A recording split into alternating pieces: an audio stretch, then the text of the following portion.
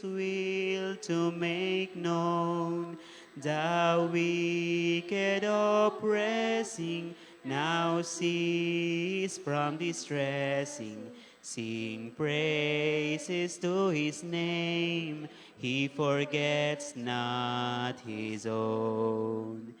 Beside us to guide us, our God with us joining, ordaining, maintaining his kingdom divine. So from the beginning, the fight we were winning, thou, Lord, was our side. All glory be thine.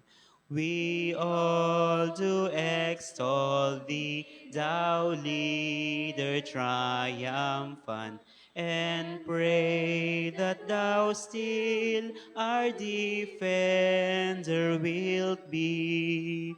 Let thy congregation escape tribulation. Thy name be ever praised, O Lord, make us free. Sa atin pong opening song, mga kapatid, tayo pong lahat ay tumayo. Atin awitin ang Praise Him, Praise Him. Hymn number 135. Praise Him, Praise Him. Praise Him, praise Him, sing. Praise Him, Jesus our blessed Redeemer. Sing, O earth, His wonderful love proclaim. Hail Him, higher archangels in glory. Strength and honor give to His glory name. Like a shepherd, Jesus will guard His children. In His arms He carries them all day long. Praise Him, tell of His excellent greatness. Praise Him, ever in joyful song. Praise Him, Jesus our blessed Redeemer. For our sins He suffered and bled and died.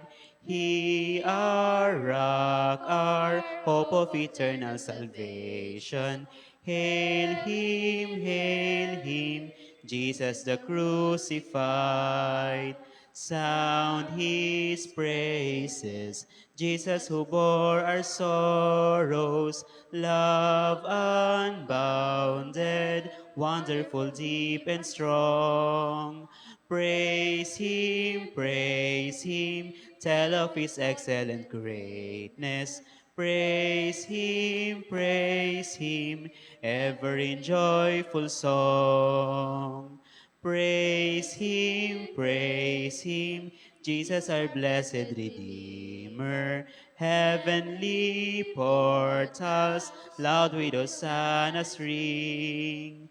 Jesus, Savior, reigneth forever and ever. Crown Him, prophet and priest and king. Christ is coming, over the world victorious. Power and glory unto the Lord belong. Praise Him, tell of His excellent greatness. Praise Him, ever in joyful song. Tayo po ay manikluhod sa ating panalangin. Dakilang Diyos na makapangyarihan ka sa lahat, maaari namin mga buhay. Maraming salamat po sa buong maghapon na kami ay iyong kinabayan at kami muli ay iyong inakay dito sa iyong bahay-sambahan upang sa muling pagkakataon kami ay makapakinig ng iyong mga pabalita. Ama, kami pong inihiling sa inyo na gabayan niyo po nawa ang programang ito sa pangunguna ng mga kabataan na sila inyong pagpalain na sila po ay maging magagaling na mga future leaders na inyong bahay sambahan. Sa pagkatong ito, Ama, amin pong inihiling na nawa ang gabay ng Banal na Espiritu ang siyang manguna, lalo-lalo na po sa magdadala ng pabalita sa katauhan ni Ina. Ang inyong Banal na Espiritu po na ang kumugbo sa Kanya, ng lahat ng aming makikinig ay magiging pagpapala sa bawat isa sa amin. Patawarin kami sa lahat ng aming mga pagkukulang.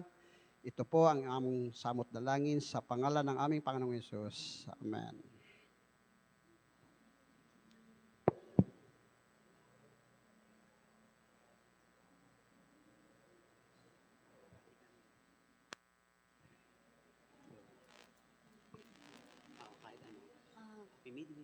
Happy Midweek po sa inyong lahat. And welcome po sa 5th night ng Youth Week of Prayer. God is good. And all the time. Napakabuti ng Diyos mga kapatid dahil tayo umabot sa ikalamang gabi ng ating Youth Week of Prayer o pananalangin ng mga kabataan sa isang linggo. Napakabuti ng Panginoong Diyos, tayo inalalayan niya. Sister Kes, kamusta ang iyong araw? Mabuti naman po. Mabuti. Napakabuti rin ng Panginoon sa akin at natapos yung aking trabaho na maayos at kayo nakapunta sa kanyang bahay sambahan ngayong gabi. Mga kapatid, kamusta po kayo? Mabuti. Praise God. Kamayin po natin ang ating mga katabi. Ayan, batiin po natin ang ating mga katabi at i-welcome na. Sabihin po natin welcome sa Youth Week of Prayer. Ayan. Sino pong nakaabot dito ng ating, sino pong naka-perfect attendance po mga kapatid, simula linggo, mula Sabado ng gabi hanggang ngayon, sino yung taas kamay? Baka meron Sister Kes na mga naka-perfect attendance dito. Meron kaya? Tanongin mo sila. Wala pa. Siguro mga online viewers natin, gabi-gabi na nanonood sila, di ba, Sister Kes? Since lagi tayo may FB Live. Ayan. So mga kapatid, tayo po'y pinangunahan sa ating masayang pag-aawitan ng ating mga kabataan. Kasama ko po sina Sister Tinkerbell and Lindsay ng inyong lingkod. At ang pambungad na panalangin naman po ay pinagkaloob sa atin ng ating diakono na si Brother Emer Realisan. At ang magdadala po ngayong gabi ng mensahe mga kapatid ay isa pong kabataan mula po sa Youth Ministries Department.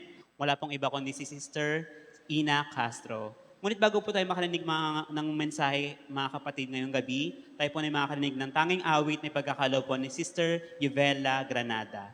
Ipagkaloob po natin ang pagkakataon sa kanya.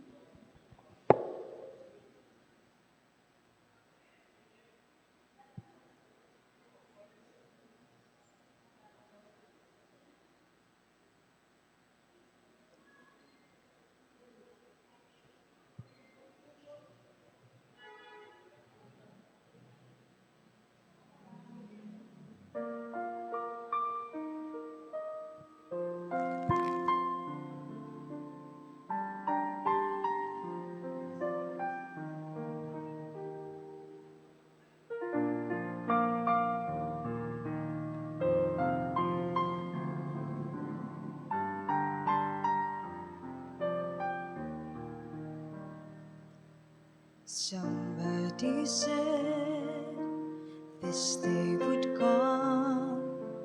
I never thought it would. Somebody said that I feel this way, but I never thought I could. Now my soul is yearning. There's a fire that's burning. The truth never felt so right and so good. There's a light inside that's leading me on, and the voice that is calling my name. And for all I believe, I will go where He leads. Put my life in heaven's hand. I know I can. Here I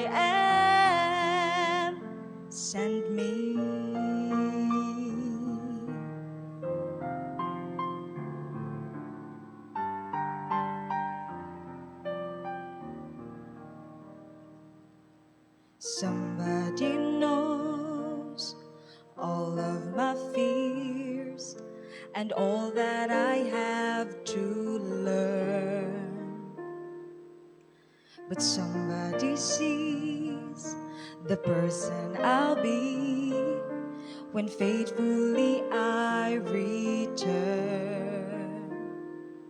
So I bear my witness of His mercy and forgiveness. Safe in His footsteps, I'm ready to serve with the light inside that's leading me on, and the voice that is calling my name. And for all I believe, I will go where He leads. Put my life in heaven's hands. I know I can. Here I am. Send me.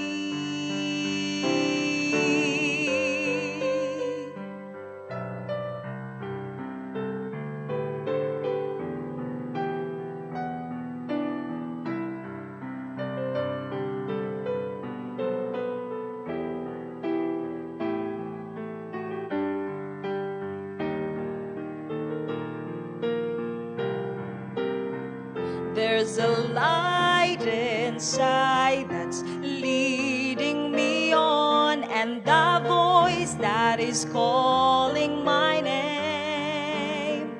And for all I believe, I will go where He leads. Put my life in heaven's hands. I understand this is His plan. Here I am. Send me.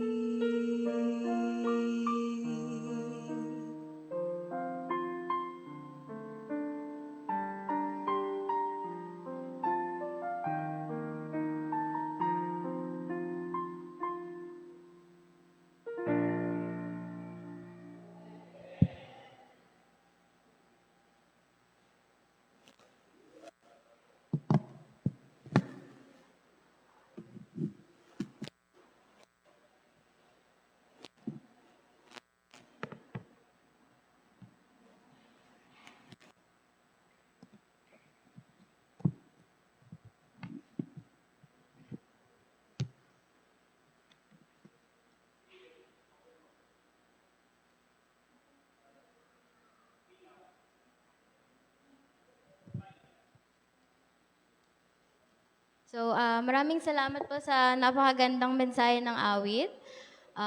Good evening po sa lahat and happy fifth night ng Youth Week of Prayer and happy midweek po sa ating lahat. So, please, mga kapatid, please bear with me if medyo mauutal-utal po kasi hindi ko po talaga strength ang public speaking. Pero I'm really grateful to be here today.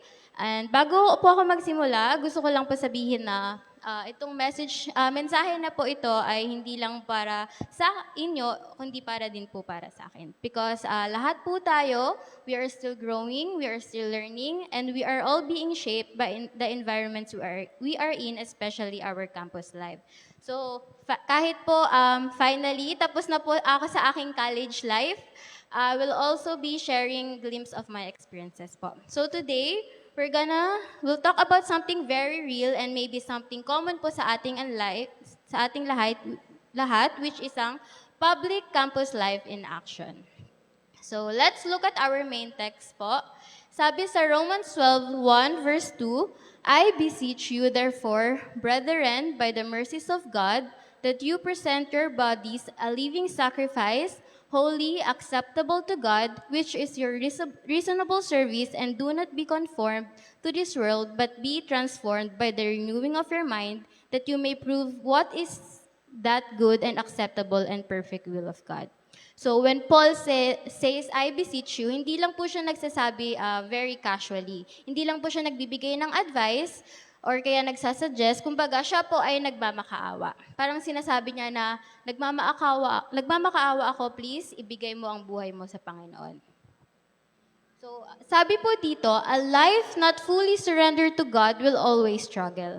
Sa Tagalog, ang buhay na hindi buong isinuko sa Diyos ay laging nahihirapan. So, bakit po kaya?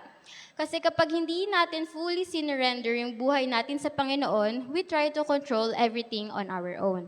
Umaasa tayo sa sarili nating gusto o sa sarili nating paniniwala, sarili nating strength at sa ating mga plano. Kaya madalas tayo po ay napapagod, nalilito tayo, or kaya nawawala po tayo sa tamang direksyon because we are trying to carry a life that was never meant to be carried alone. So, pero kapag sinurrender po natin ang buhay natin sa Panginoon, hindi ibig sabihin mawawala na ang problema natin, pero hindi natin siya binubuhat mag-isa.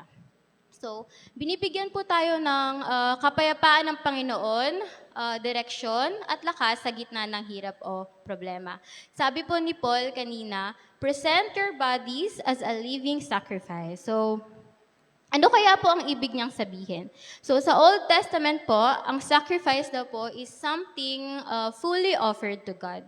Kumbaga, binibigay po lahat buong buo. So when Paul says, living sacrifice, iba siya. Hindi ito one-time offering lang, it's a daily surrender. So ibig pong sabihin, hindi lang dahil nagsisimba po tayo ng Sabado, hindi lang kapag okay tayo, kundi araw-araw sa ba't ibang parte ng buhay mo. So, pili-pili po nating ibigay ang lahat sa Panginoon, hindi lang na, Lord, ito lang ang ibibigay ko, but Lord, ito po ang buhay ko. Mga iniisip ko, mga actions ko, mga plano ko, and mga problema ko. So, sabi po sa Luke 9 verse 23, if anyone wants to follow me, let him deny himself, take up his cross daily, and follow me. So, ang Panginoon na po mismo ang nagsabi na ang pagsunod sa Kanya ay araw-araw. Hindi lang kung kailan convenient or madali, hindi lang easy, pero intentional. Mga kapatid, kapag sinabi po nating intentional, ang ibig pong sabihin nito ay parang sinasadya po natin or pinipili natin, ginagawa po natin kahit mahirap. Hindi po siya nagbabase sa ating mga nararamdaman, hindi rin kung kailan lang convenient. So, ang intentional means, may decision ka na susundin mo ang Panginoon na kahit pagod ka, kahit hindi mo ramdam, or kahit may ibang option. Then, sabi po ni Paul, be transformed by the renewing of your mind. Ang ibig po nitong sabihin, God doesn't just want to change your actions, He wants to change how you think because everything starts in the mind. So, for example, if iniisip mo, ay, kailangan ko mag-fit in. So, parang susunod tayo sa karamihan. Pero if our mind is renewed by God, we will think differently, we will choose differently, and we will live differently. Kasi kapag nagbago ang isip mo, automatic na rin na magbabago ang decisions mo at eventually, pati direction ng buhay natin.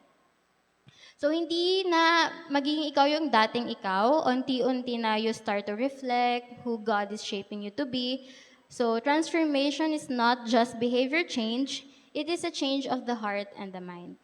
So, hindi lang ito yung aayusin ko yung actions ko, it is allowing God to change us from inside out.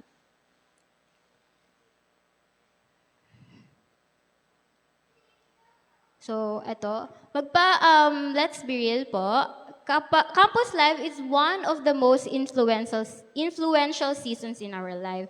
So, meaning may mga panahong malaki, ito yung mga panahong malaki impluwensya sa atin. So, ito yung phase na we start making our own decisions, we build our identity, we figure out kung sino ba talaga tayo. So ito na rin yung panahon na ang daming influence sa paligid, mapa-friends man yan, mga trends, pressure, or expectations, maaari po na dito tayo nahuhubog, dito natin na-discover kung sino ba talaga tayo, but at the same time, dito rin tayo pinakamadaling maapektuhan. Bakit po kaya? Because sa campus, tayo po ay napapalibutan ng iba't ibang uri ng tao.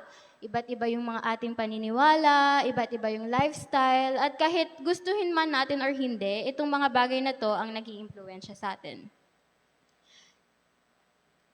But also, based on campus, we are also vulnerable to pressure to fit in. Ayaw natin ma-feel na left out tayo, na hindi tayo belong. So, pressure to be accepted. Gusto natin magustuhan tayo ng ibang tao. Pressure to follow what everyone else is doing because baka ako lang naiiba. Especially po sa ating mga Seventh-day Adventists. For example, sa school, sa lunch, hindi po tayo nakain ng baboy, di ba? So, feeling natin out of place tayo kasi tayo lang yung hindi nakain ng baboy. And parang eventually, mafe-feel natin na parang tayong iba, kakain na rin po tayo ng baboy.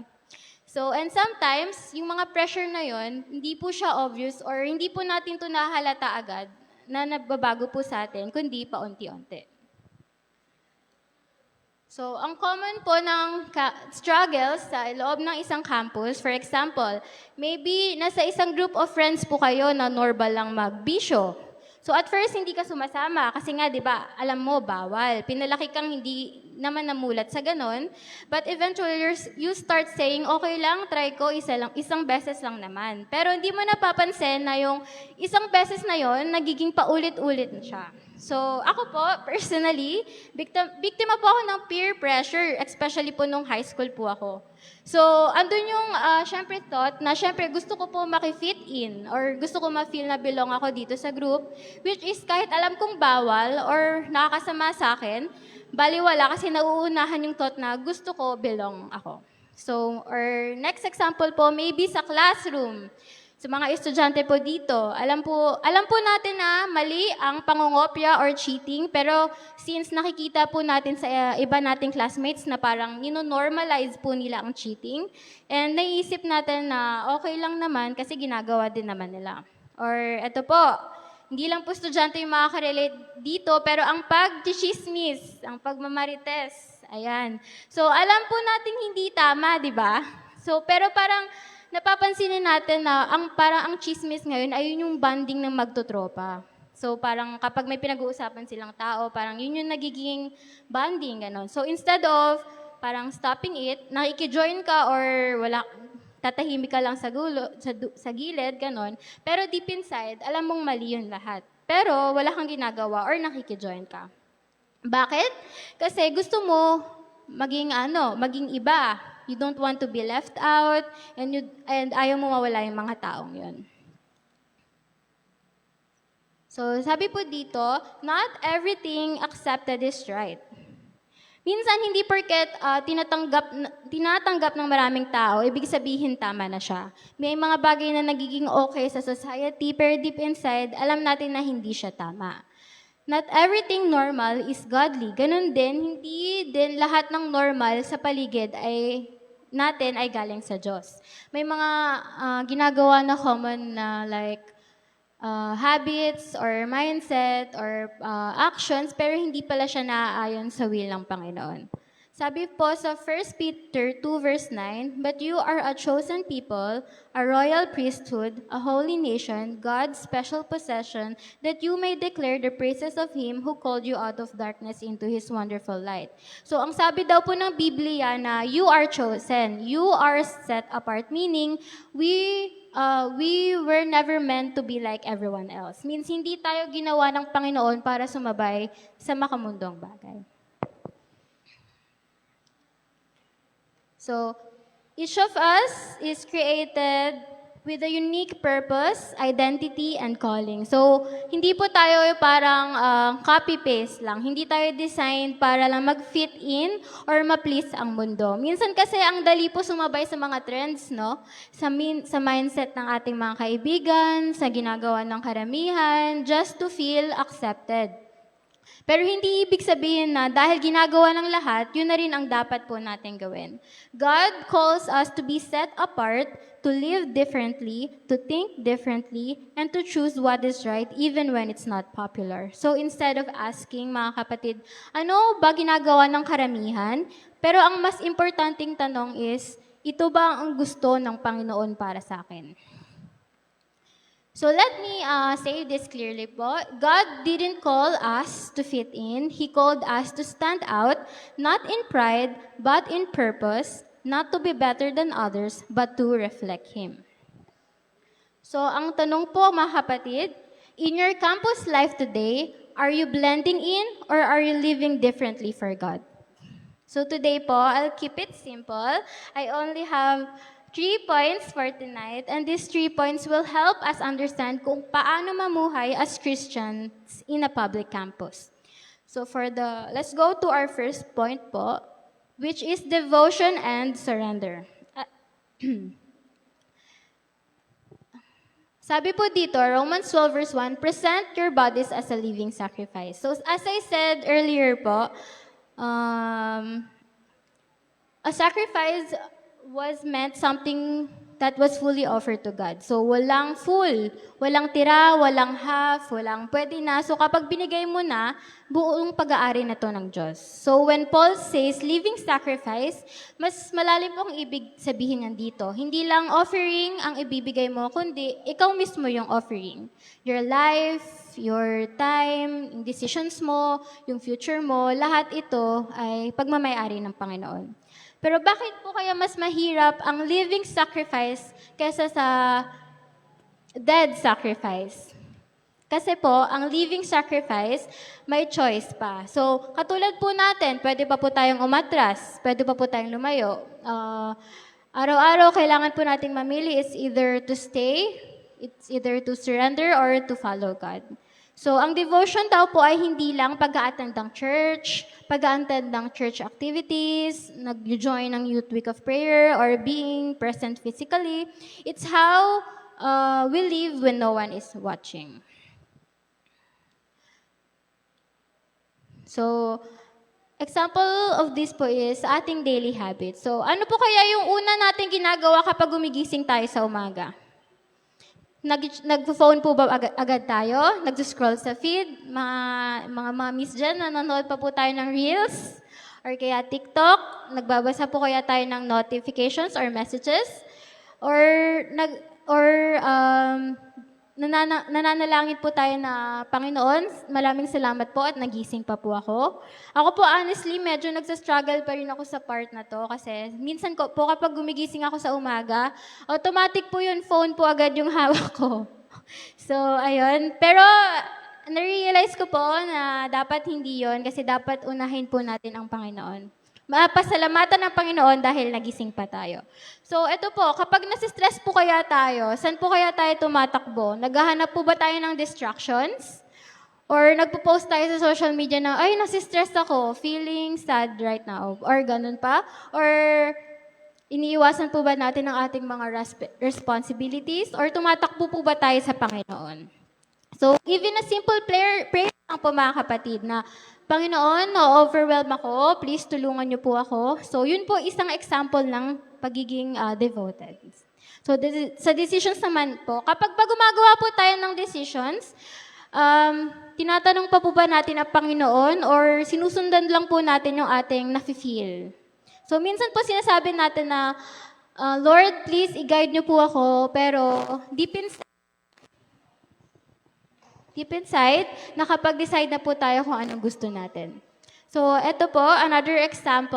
I'm sure madaming makaka-relate dito, lalo na po sa ating mga estudyante. Busy ka sa deadlines, tambak ka ng requirements, assignments, projects, pero sinasabi mo na wala na akong time sa'yo, Lord. Pero kapag devoted ka, God, kahit na busy ako, may oras pa rin po ako para sa'yo. Kahit 5 minutes lang, kahit sobrang maikling prayer lang. Kasi ang Panginoon, hindi lang siya dapat parte ng buhay natin. Siya ang center ng buhay natin. Sabi po sa Daniel 1 verse 8, But Daniel resolved not to defile himself with the royal food and wine, and he asked the chief official for permission not to defile himself this way. So, tignan po natin si Daniel. Siya po ay nasa Babylon, a place punong-puno po ng pressure, lugar kung saan kakaiba ang lahat, mapa-culture man, beliefs o lifestyle. Pero kahit ganun po, nanatili po siyang faithful sa ating Panginoon. Hindi siya nagpla-impluwensya sa paligid niya at nanindigan po siya sa kanyang pananampalataya. At kung iisipin natin, parang parehas din po siya sa campus life natin ngayon. So, meron po sa iba't ibang influence, iba't ibang mindset, iba't ibang ginagawa ng karamihan, and even before the situation came, pinili pa rin po ni Daniel ang Panginoon. So, ang devotion daw po is not decided in the moment of temptation. It is decided before it happens. So, ibig pong sabihin, hindi mo doon sa mismong tukso lang pinipili kung susunod ka sa Panginoon. Kasi kapag nandun ka na sa moment ng tukso na yon, mahirap na mag-decide. Malakas na yung pressure. Or minsan, nadadala na lang tayo ng ating emosyon. Kaya ang tunay na devotion, pinipili mo siya bago pa dumating ang temptation. So, sabi po dito, devotion is choosing God even when you don't feel like it. So, ang devotion daw po is choosing to pray. Kahit wala kang gana, ang pagpili po na pag-obey kahit nahihirapan, choosing to trust Him kahit hindi po natin naiintindihan yung sitwasyon. So, because devotion is just a feeling, madali po itong mawala, it becomes a commitment na, Lord, kahit anong maramdaman ko today, pipiliin pa rin kita. Not in the days na mataas yung ating mga emosyon pero sa mga araw na you still choose God kahit tahimik, kahit mahirap, or kahit wala kang nafe-feel. So tonight, gusto ko po mag-reflect tayo. Tanong po natin sa sarili natin na pinibigay ko ba talaga ang buhay ko sa Panginoon? Hindi lang kasi dahil madali or dahil may kailangan lang ako. Pero kahit na mahirap, because ang pag-surrender po sa Panginoon ay hindi madali. It means letting go of the control. It means trusting God kahit di po natin naiintindihan. It means choosing Him kesa sa sarili mo. So sabi po dito, a life surrendered to God is a life that will never be wasted. So kapag binigay po natin yung 100% natin sa Panginoon, ang ating mga plano, decisions, and direction ay hindi masasayang. So minsan feeling natin sayang yung oras o mali yung sinusundan nating path. So, pero if our life is surrendered to Him, He redeems everything and turns it into something meaningful. So, kapag sinurrender natin ang buhay natin sa Panginoon, hindi lang nito binabago ang ating mga actions, binabago din nito ang ating isip. And that leads us to our second point, which is the renewal of mind. So sabi po sa Romans 12 verse 2, do not conform, but be transformed. So in Tagalog, huwag kayong makiayon sa takbo ng mundo, bagkus magbago kayo mula sa loob. So ang transformation daw o ang pagbabago ay nagsisimula sa ating mga utak. Ibig sabihin, bago magbago ang actions natin, kailangan mo nang magbago ang ating pag-iisip. So kung ano yung naiisip po natin, yun din ang magiging basehan ng ginagawa po natin. Because before you act, you think. So bago ka kumilos, may thought muna na papasok sa isip mo kung tama po ba itong gagawin ko, ano po kayang magiging result kapag ginawa ko to. Kapag bago tayo mag-decide po, pinaprocess muna natin ito. So tinitimbang po natin kung tama ba, iniisip niyo magiging outcome. Minsan naapektuhan pa ng emotions or influence ng iba. So doon natin parang ma-shape or mahuhulma yung magiging decision natin.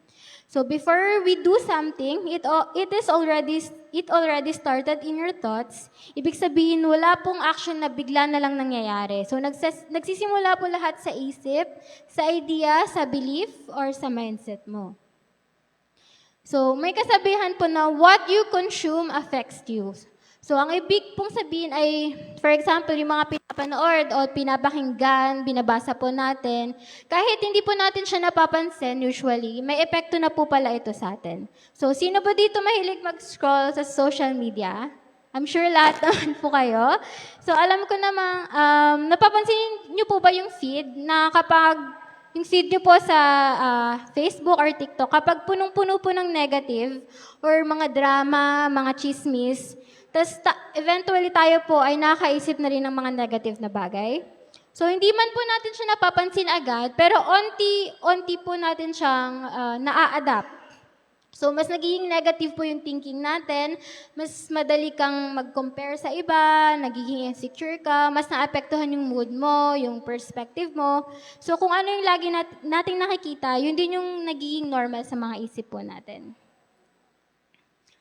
Next po ang environment. Kapag ang environment natin ay ninormalize ang kasalanan, like cheating, chismis, or kaya disrespect, so una, hindi po tayo komportable, parang may mali, parang hindi po tayo sanay, pero habang tumatagal, dahil parang yun na yung nagiging normal, nagiging parang normal na rin po siya sa paningin natin, nababawasan yung conviction natin hanggang sa naiisip natin, okay lang naman po siguro yon, normal naman po.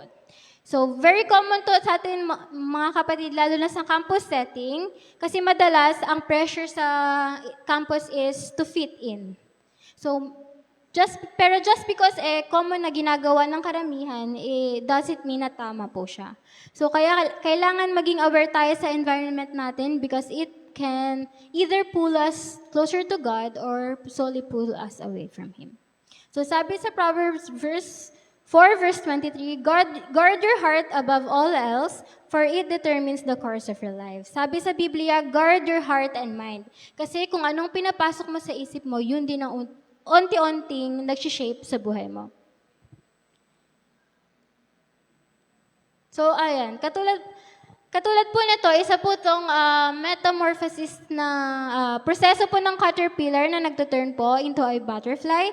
So, isipin po natin yan, ang isang caterpillar. Dumadaan po ito sa isang proseso. So, una po, parang ano lang siya, cocoon. Then, unti-unti siyang nag-transform bilang butterfly. So, parang tayo din lang po yan, mga kapatid. Hindi naman po natin mababago ang sarili natin overnight.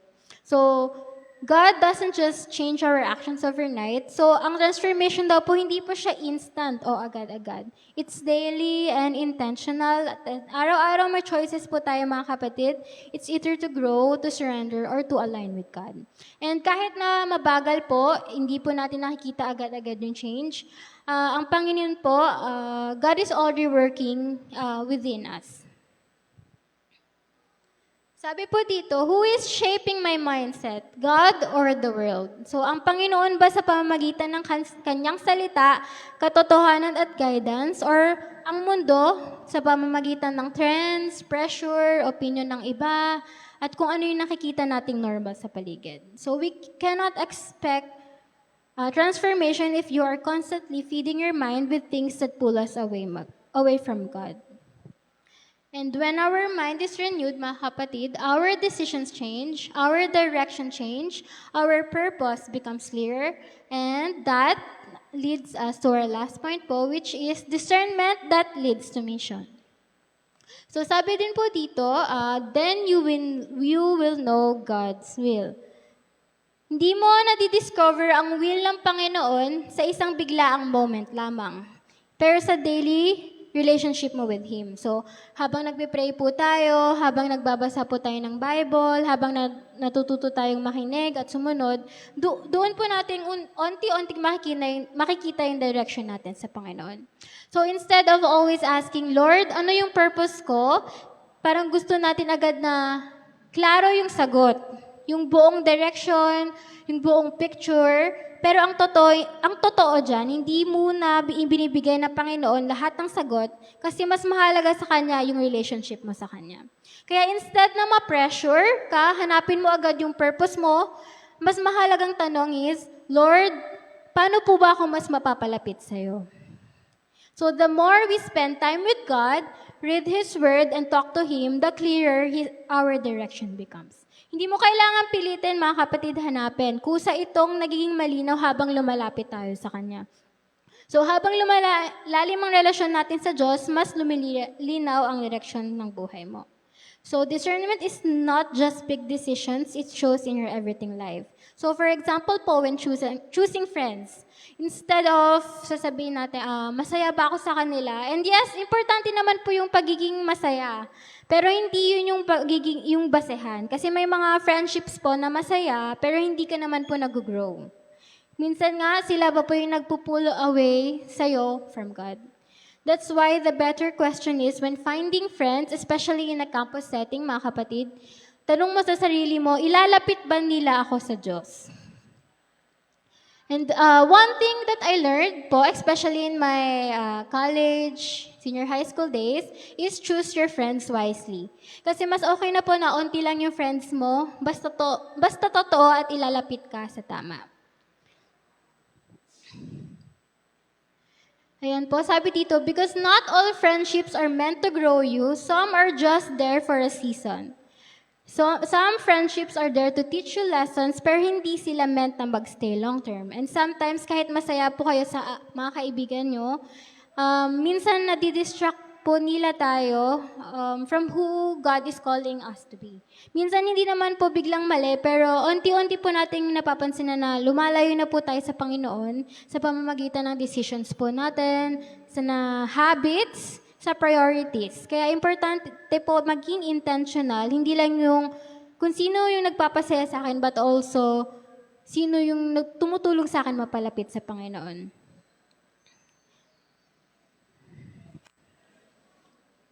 So let your posts not just express you, but also reflect who God is your life. So ito po isang example po sa social media, mga kapatid. Before po, hindi po, ano po kasi ako keyboard warrior. Hindi ko po pinag-iisipan yung mga pinopost ko. Pero ngayon po, natutunan ko na hindi lang basta magpo-post dapat kasi nakikiuso ka or maganda ba to. Pero try mo tanungin sa sarili mo, ito bang post ko? Does this reflect God? Kung may makikita ba nito, will they see Jesus in me? Kasi kahit online, hindi lang tayo nagpo-post, nagre-represent po tayo ng something. And as believers, we represent God in everything we do, kahit po sa social media. Minsan nakala natin maliit lang or post lang, pero for someone else, that post can influence how they think, how they see life, or even how they see God. So, kaya dapat maging mindful po tayo kapag nagpo-post po to online, mga kapatid, because kahit po sa online, nire-represent po natin ang Panginoon. So, sabi po dito sa Matthew 5 verse 16, "Let your light shine before others, that they may see your good deeds and glorify your Father in heaven." So, Jesus didn't tell us to preach, He told us to shine. Ibig sabihin po nito, hindi lang sa salita nakikita ang faith natin, kundi sa buhay po natin mismo. Doon nakikita kung sino yung sinusunod mo, kasi ang light na sinasabi ng Panginoon, hindi lang ito about pagiging visible, it's about reflecting His character in our everyday lives. And when people see that, hindi lang ikaw mapupuri, kundi pati na rin ng Panginoon. So kahit sa simpleng actions po, kahit walang spotlight or you are already shining, and through your life, others can see God. So sabi po dito, witnessing is not just preaching, speaking, or sharing verses. It's how we live. So, sabi po dito, your life may be the only Bible someone will ever read. Minsan, hindi lahat ng tao open po makinig sa mga sermons or makinig sa preaching. Pero kahit hindi sila nakikinig, nakatingin po sila. Nakikita nila kung paano ka magsalita, kung paano ka magre-react, kung paano ka mag-handle ng sitwasyon. And through that, they start forming an idea kung sino ba talaga si God. Base sa kung paano ka mamuhay. Kaya sabi po dito, your life may be the only Bible someone reads, hindi dahil ikaw yung Panginoon, but because ikaw yung nakikita nila araw-araw. And your life can either draw people closer to God or push them away from Him. So, mga kapatid, ang mission po natin, hindi po malayo. It's already around us. So, kung maaari pong meron kayong mga kaibigan na nagsa-struggle, we should listen to them, encourage them. Yung classmate natin na left out, include natin sila sa ating group. So, may groupmates tayo na si stress, maging patient tayo sa kanila.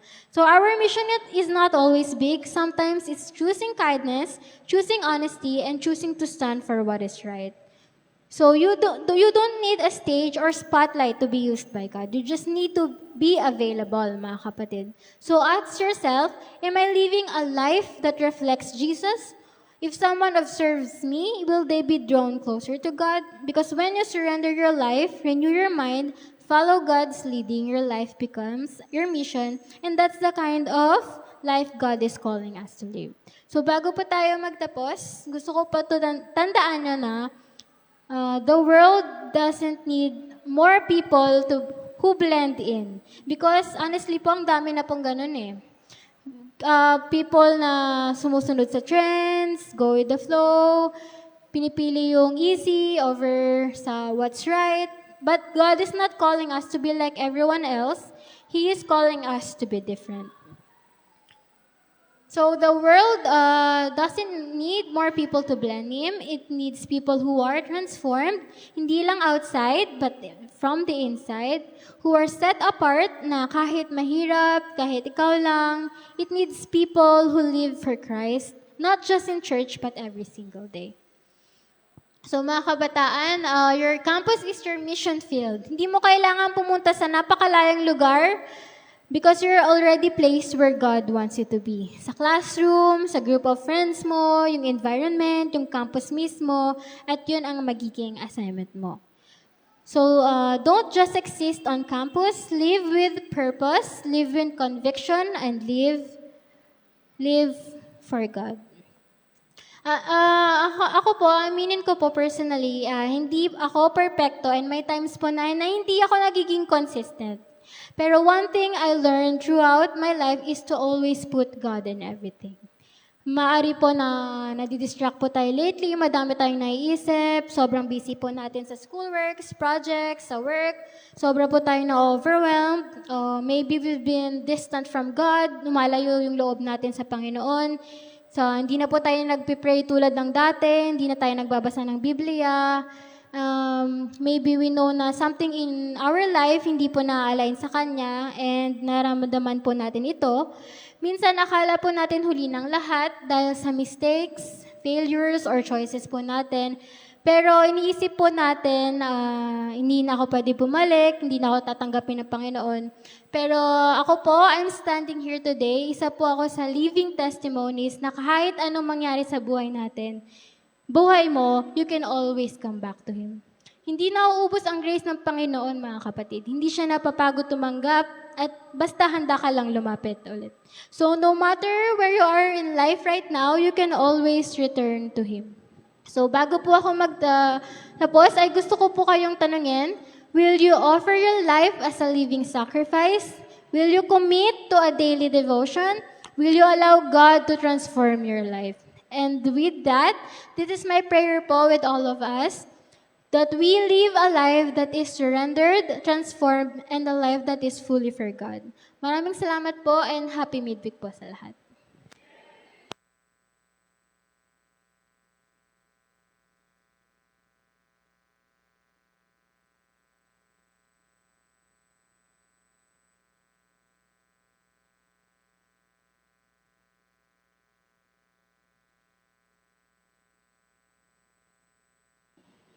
Maraming salamat, Sister Ina, sa napakagandang mensahe. Tayo po ay dadako sa ating pong reflection. Then, after nun, tayo po ay mananalangin. At meron po tayong i-reflect na question na ipapakita po sa screen. At akin po kayong igugrupo, mga kapatid. Gusto ko po muna tawagin yung mga lahat ng mga kabataan. Pwede pong dito kayo lahat, mga kabataan. Ayan. Yung nasa likod po, yung mga kabataan sa likod, dito po kayo lahat. Occupayin niyo po lahat itong bench dito. And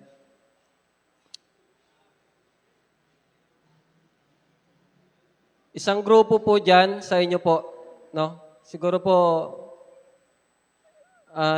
Sister Che, Brother Jonathan, sama na lang po kayo kila Elder Consil. Opo. Then dito po, hanggang kay Kuya Emer po, dito, sa isang grupo dito. Diyan sa likod, isang grupo din po dyan. Yung kila Sister, dito na lang po kayo siguro. Hatiin na lang natin po kayo sa dalawa. Sister, Bioli. Opo. Then, dito po, si Pastor na lang po mag-lead ng reflection po dito po sa... Then dito, Kuya Pidik, pwede ka po mag-lead dito sa mga kabataan ng reflection. Doon po, Elder Jerry, kayo na po dyan. Po, Pastor. So dito, isang grupo po dito. Yan. Yung prayer po natin, Vitus. Opo. Thank you.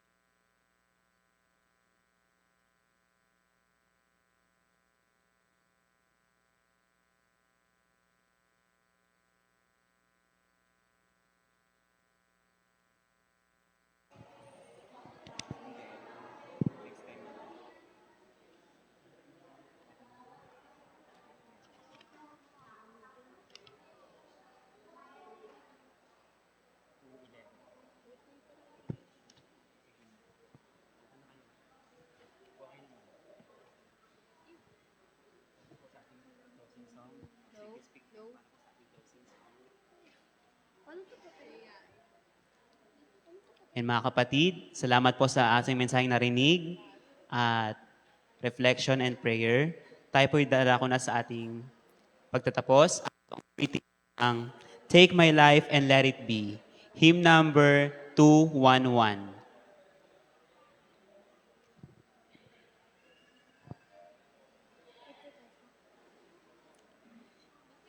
Okay na kayo? Take my life and let it be. Sing.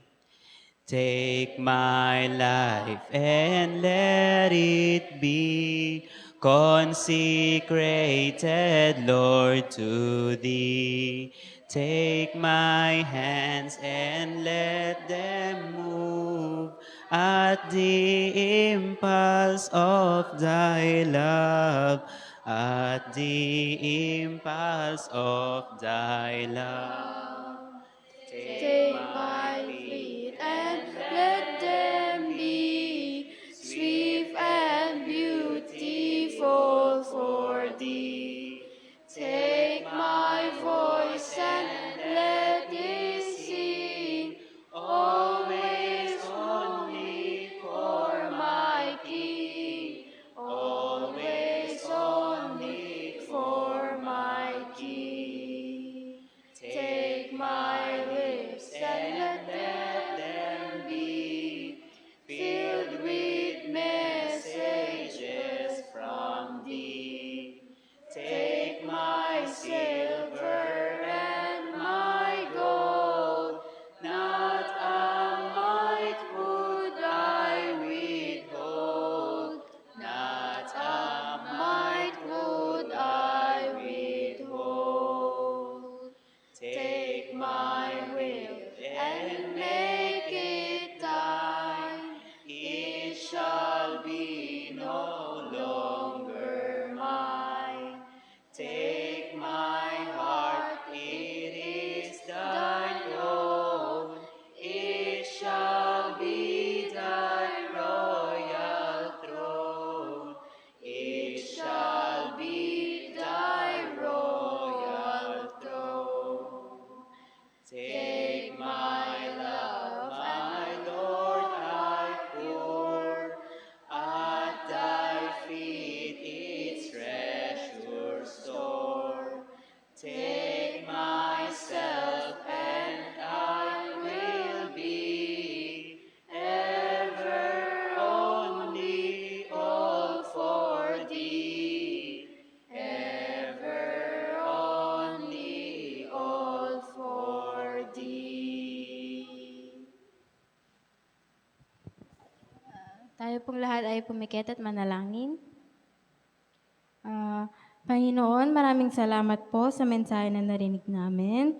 Salamat po sa pag-remind na tinatawag mo kami hindi lang para makiblend in, kundi para mabago at mamuhay para sa inyo. Gamitin mo po kami kung nasaan man kami, sa school, sa friends namin, at sa araw-araw naming buhay na makita kanila sa amin. Maraming salamat po sa pag-ibig nyo at sa patuloy na paggabay. In Jesus' name we pray. Amen.